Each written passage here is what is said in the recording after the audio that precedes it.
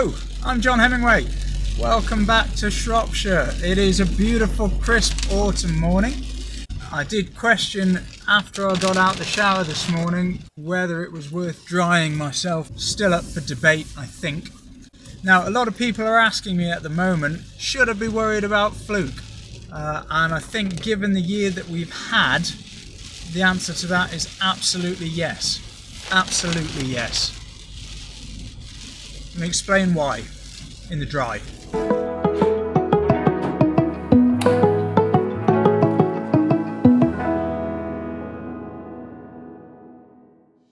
Now, we have had a wet year. If we look at the figures for summer, we can see that the rainfall we've had over those summer months has been over 10% above the 30-year average. That's not consistently been the case every month, but on average, we've had a lot of rain. Now, let's talk about how that might affect the risk of FLUKE in your sheep and your cattle this autumn.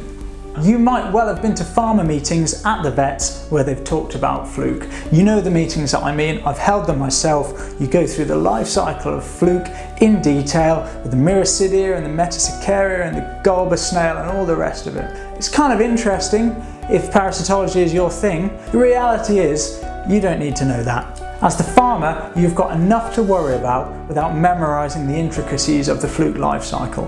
The person who does need to know it is your vet. And they're the person that you ought to be on the phone to, quizzing, saying, it's autumn, what I ought to be doing about FLUKE right now. Now we can talk about the FLUKE life cycle in really basic terms. We've got the bit that happens outside of the sheep, and that takes about 10 to 12 weeks. And we've got the bit that happens inside the sheep, and that takes about 10 to 12 weeks. So we've got a relatively even balance of the bit before the FLUKE gets eaten and the bit after the FLUKE gets eaten. Well, we'll start at the start. For the FLUKE parasite to start developing on the pasture, it needs two things. It needs warmth and it needs damp.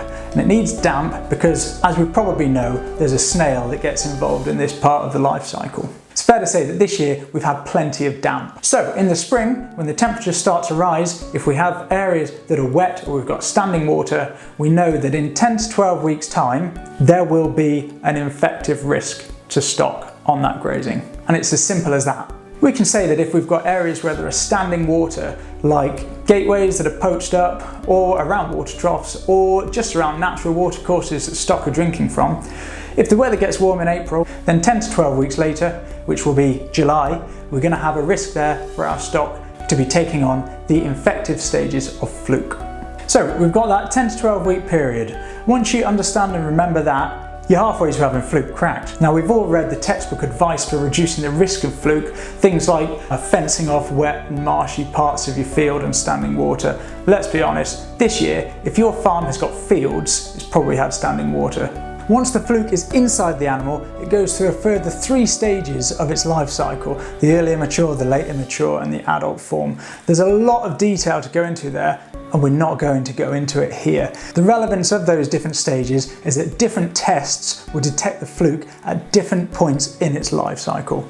We have fecal tests, which will pick it up when you've got adult FLUKE there, or maybe late immatures, and we've got blood tests which will detect it very soon after that FLUKE's been taken into the animal, certainly within 2 weeks. As ever, the key here is using the vet to the best effect, using the test that's going to detect it most quickly before it's had an effect on the productivity of your sheep, and that is the blood ELISA test. Your vet will advise you on what the best way to test for FLUKE is in your animals, based on the time of year, the grazing patterns, whether they've been housed and when they were housed, if they were.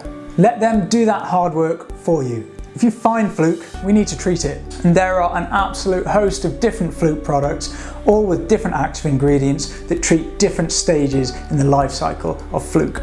Make life easy for yourself. Ask your vet which one you should use at that time of year based on the results of the testing that you've done.